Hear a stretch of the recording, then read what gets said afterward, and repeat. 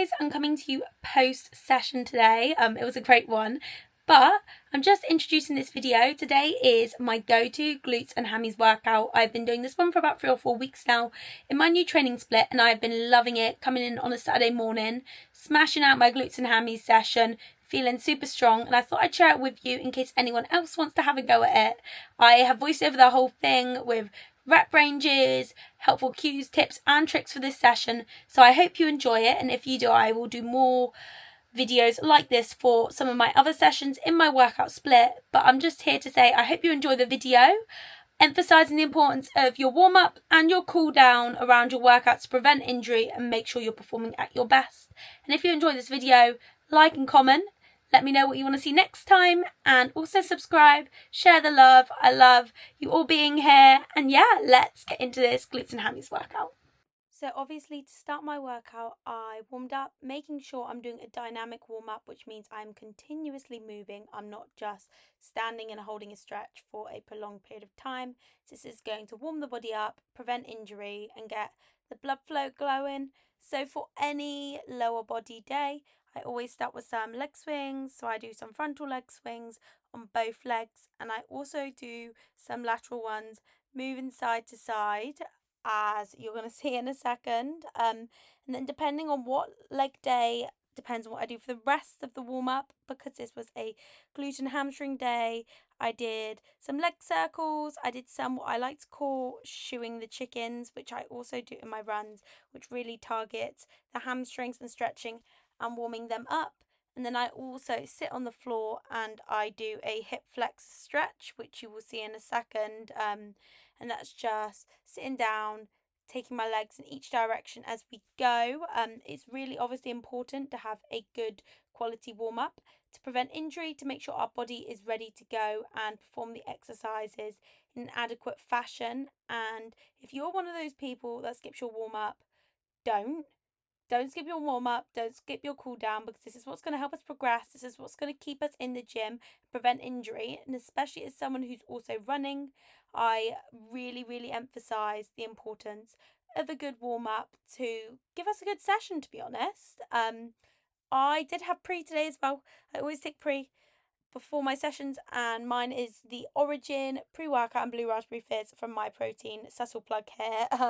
Use code LilyMaya for money off. And the fit is one of the OG grey short sleeve tees from Honor Active, Right Fig shorts and the Effortless collection from Honor Active, and then one of the unified Power Purple or something, the lilac-y micro bras. But anyway, the first exercise we're starting with is the glute drive, making sure I'm secured. I'm going to meet just underneath my shoulder blades with the pad on the back, feet shoulder width apart, knees facing forwards. We're going to take a deep breath in, brace our core, slowly go down, scoop down. When I can't go any further, I'm going to thrust up nice and quickly to form a 90-degree angle with my lower body and squeeze my glutes together like so.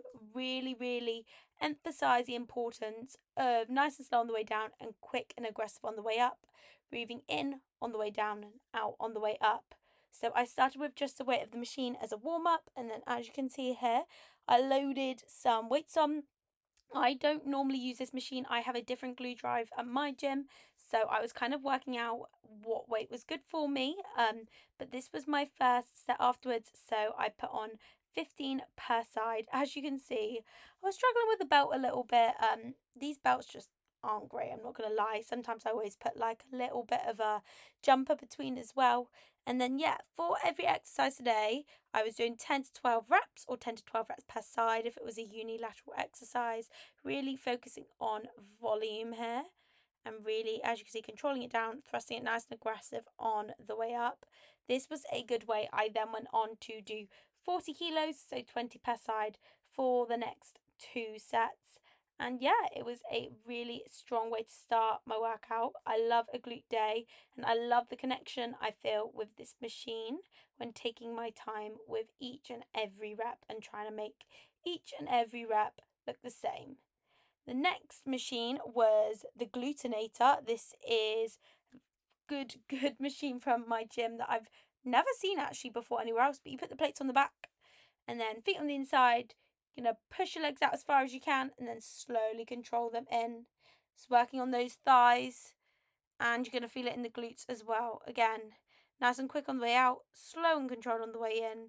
And yes, this one isn't the most graceful of machines. It does look like you're birthing something, I'm not going to lie. Before moving swiftly on to a unilateral exercise, my kickbacks. I used to do these on a cable, but ever since coming to this gym, they have a machine. And machines are great in some ways because it means if you're new and you don't know exactly which position to kick your leg back in to really feel it in your glutes, this machine is only going to take you in one direction. So you know exactly what to do. You know you're not fucking it up. So I always start on my weaker leg, which for me is my left leg. I do my 10 to 12 reps or however many I can do in that rep range. And then I'm going to match however many reps I did on my weaker leg on my stronger leg to kind of sort out the imbalances if I do have them. And if you're doing a unilateral exercise, either lower or upper body, I would recommend doing it like this to make sure we are matching them and we're not making one stronger and one weaker. I love this machine. I'm putting my forearms on the pad and then kicking back nice and quickly and then controlling it down, keeping the tension in the muscle and going again like so. So I did 10 to 12 reps per leg and 3 sets of this. Then I moved on to the Smith machine. I'm going for my first hinging pattern, and this is a Smith machine good morning.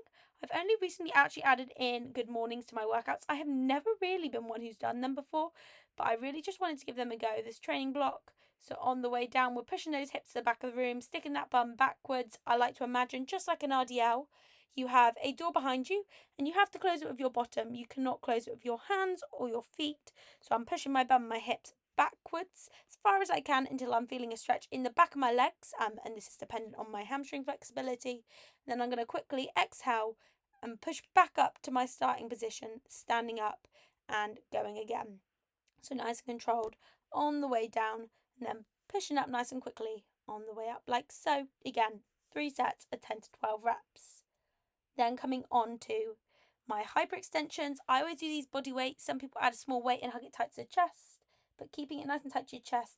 You're going to flop down, relax as far as you can, and then on the way up, really fine control. We're going to think about just squeezing our bum cheeks together. I like to say, imagine you have a £50 note between your bum cheeks, and if you don't squeeze them together, it's obviously going to fall out and you want to keep that note.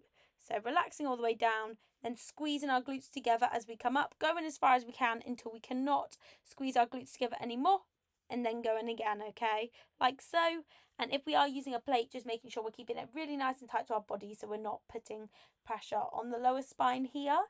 This one is a burner, even though it is only a bodyweight exercise. I always feel these ones in my glutes and my posterior chain. And then moving on to another unilateral exercise, single leg RDLs. So I'm popping the weight in the hand of the leg that is up, so the bent leg. And then I'm going to, again, like my good mornings, chin tucked in, try not to look at yourself in the mirror. You're going to push your hips and your bum to the back of the room like so, nice and slow on the way down. Then when you're feeling a stretch in the back of the legs, again, based on hamstring flexibility, most people it is around just above, around or just below the knee area. We're going to quickly bring it back up as we exhale. Again, because this is a unilateral exercise, I am starting on my weaker side, and then I am matching the reps I got on my weaker side with my stronger side. And again, this is just making sure we're not making one leg stronger than the other. We want both sides of our body to function in the same way, just be just as strong as each other. As you can see, pushing those hips back as far as I can. I'm aware, guys, I'm chatting you a lot. I'm just trying to give you as many cues, tips and tricks as possible for this glute session. If you want to copy this one or do some of the movements from this workout yourself, if I give you as many cues and tips as possible, this will help you really feel the connection in your glutes. So again, I'm doing 10 to 12 reps per leg on this one, matching my weaker and my stronger legs in terms of reps. And then I did one final exercise, which was the seated hamstring curl. I do prefer a seated to a lying. I think it's just way less awkward to get into, I'm not going to lie. So again, 3 sets of 10 to 12 here, making sure the machine is adjusted adequately. This is an isolation for the hamstrings, so really focusing on the hamstrings here. Kicking down as far as I can, nice and quickly, and then slowly controlling on the way up. Keeping tension in the muscles for the full 10 to 12 reps. I did then do 30 minutes on the stairs, which I do after every weight session, and an adequate cool down. I'm emphasizing this here, guys, but I hope you enjoyed this session, and I will see you in another video very soon.